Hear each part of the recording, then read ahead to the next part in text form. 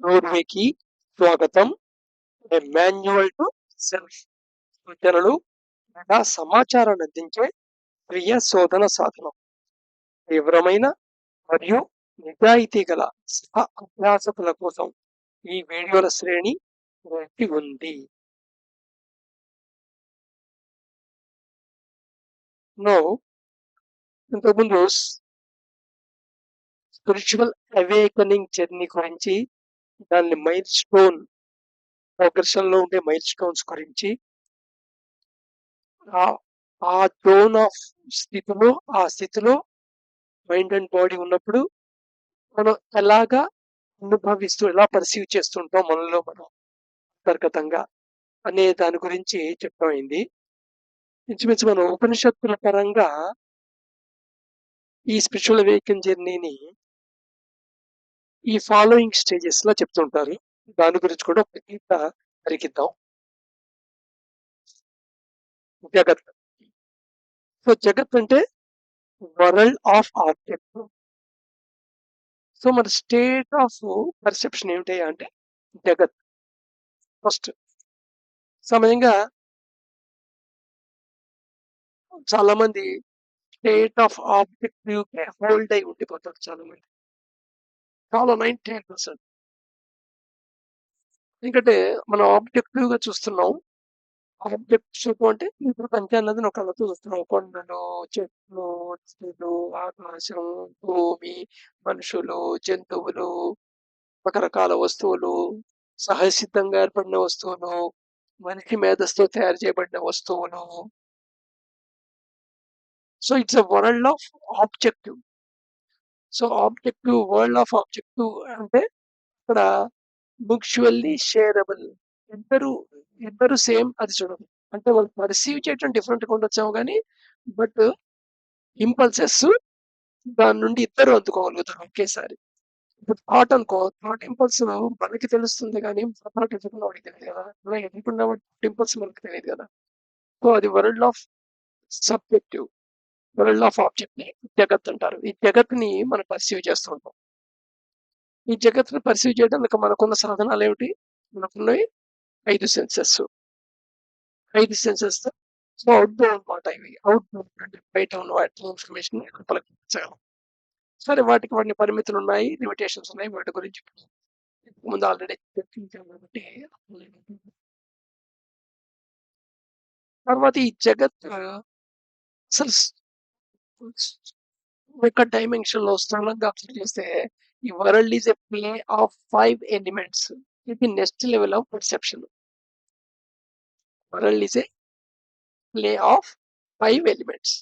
అందుకని మనం ప్రపంచ అనే పదం వాడటం. పంచ అంటే 5 కదా. ప్రపంచ ప్లే ఆఫ్ 5 ఎలిమెంట్స్ మాట. So expansion of 5. దీన్ని చిత్ విలాస పర్సెప్షన్ అని చెప్పచ్చు. సో నువ్వు ఈ ప్రపంచం మొత్తాన్ని ఆబ్జెక్టివ్ గా చూస్తుంటే జగత్ state of perception.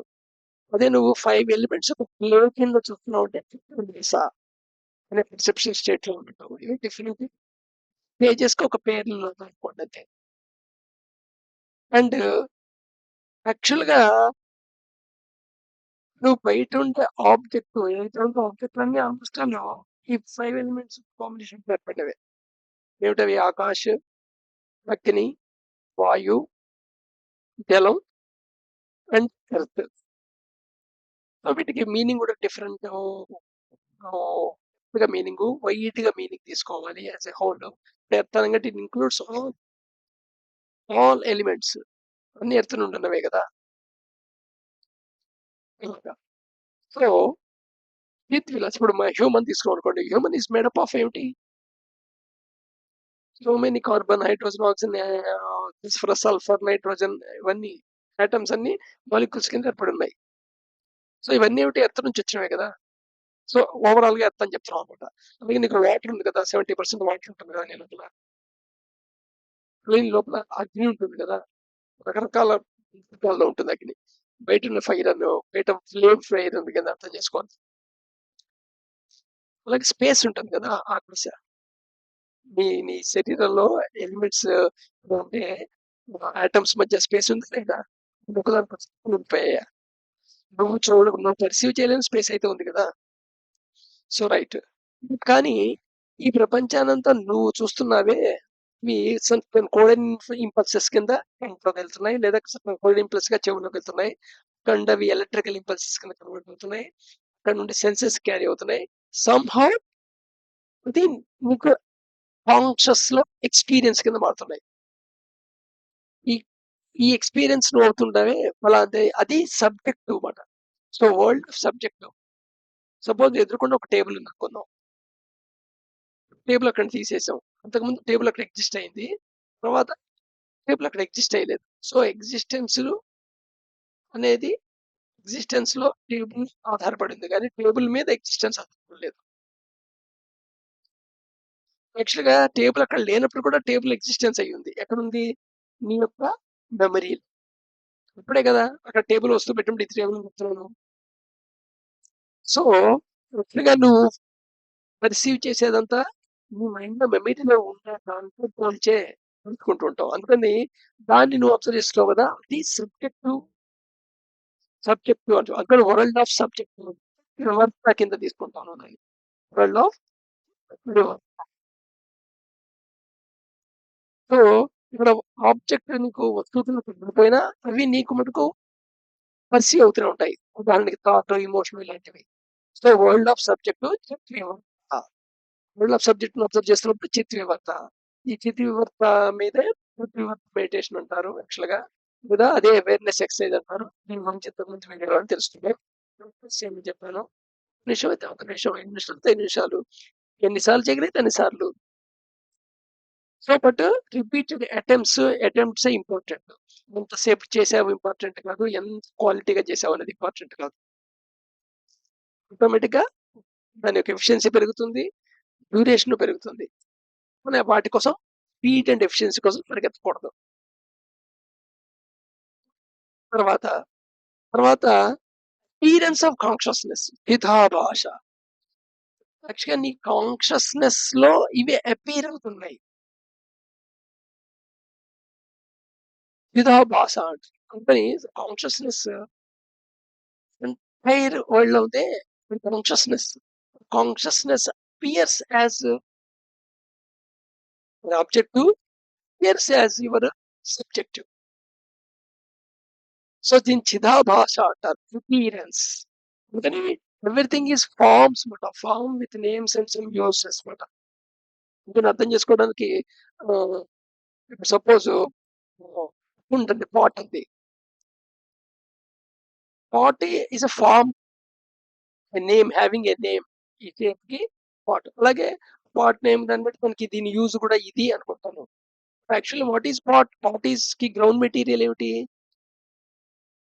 Clay. So బంకమట్టితో పాట్ ఏర్పడింది. పాట్‌లో బంకమట్టి ఉంది గదా! బంకమట్టిలో పాట్ లేదు. సో, బంకమట్టి సో, అలాగా కాన్షియస్‌నెస్ అనేది గ్రౌండింగ్ మెటీరియల్ అన్నమాట. which takes certain form, certain shape, and you will find certain utility in the Jagat. So, it is a appearance of consciousness. So, ఈ స్టేజ్ ఆఫ్ పర్సెప్షన్ ఉంటే దీన్ని చిదాభాష అంటారు. Next pervaded by consciousness. దీన్ని చిన్మయ perception. చిన్మయ perception అంటే ఈ consciousness spread through be perceived as a part, every part of it. ఈ ప్రపంచం అంతా ఏముంది?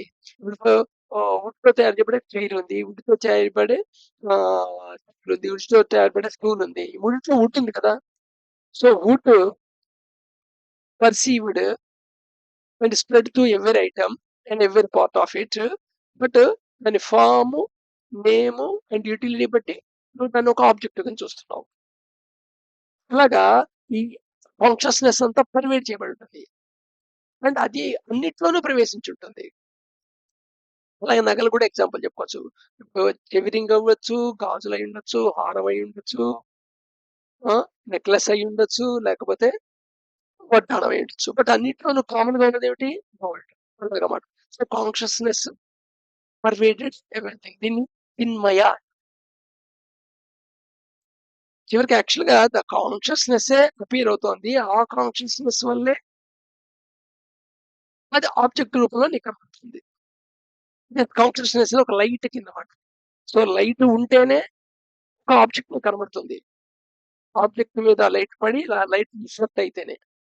అలాగా ఈ కాన్షియస్‌నెస్సే ఈ కాన్షియస్‌నెస్సే ఏ వస్తువైతే నువ్వు ఆబ్జెక్ట్ అంటున్నావో అది కాన్షియస్‌నెస్సే. కాన్షియస్‌నెస్ వల్లే అది కనబడుతోంది. So, everything is consciousness only అంటే ఇన్మాత్ర పర్సెప్షన్ అంటారు. సో, ఇది పర్సెప్షన్‌లో డిఫరెంట్ లెవెల్స్ అన్నమాట ఇది. నువ్వు జగత్ అనే స్థితిలో చూస్తున్నావా? వరల్డ్ ఆఫ్ ఆబ్జెక్టివ్ చూస్తున్నావా? దీంట్లో ఇలా చూడాలి, ఇలా చూడకూడదు అని కాదు. నీ యొక్క ఆ మూవ్‌మెంట్‌లో నీ యొక్క చేయవలసిన కర్మ బట్టి, యాక్షన్ బట్టి నువ్వెలా చూస్తున్నావు అనేది ఇంపార్టెంట్. ఇవన్నీ పర్కులేట్ అయ్యి ఉండాలి. ఇవన్నీ నీ మనసులో అవేర్‌నెస్‌లో ఉండాల్సినవే. నువ్వు వాళ్ళు జగత్ లేదా చిద్విలాస, చిద్వివర్త, చిదాకాశ, చిన్మయ, చిన్మాత్రం. సో, ఈ కంప్లీట్ పర్సెప్షన్ స్టేజెస్ అన్నీ అంటే ఈ బేస్‌మెంట్ ఏమో చిన్మాత్రలో ఉండాలి. దానిపైన ఇనిషియల్ స్ట్రక్చర్ ఏమో చిన్మయంలో ఉండాలి. దానిపైన కడుతున్న కన్‌స్ట్రక్షన్ ఏమో చిదాభాసలా ఉండాలి. దానిపైన ఏర్పడుతున్న దానికి స్ట్రక్చర్ అంతా చిద్వివర్తగా ఉండాలి. అండ్ చిద్విలాస అనేది అవేర్‌నెస్‌లో ఉండాలి. జగత్తుతో నువ్వు ఇంటరాక్ట్ చేయాలి. సో, ఈ స్టేజ్‌లో I am the divinity of consciousness will miss అని చెప్పొచ్చు. ఈ స్టేజ్‌ని దీన్నే అహం బ్రహ్మాస్మి అని రిఫర్ చేస్తుంటారు.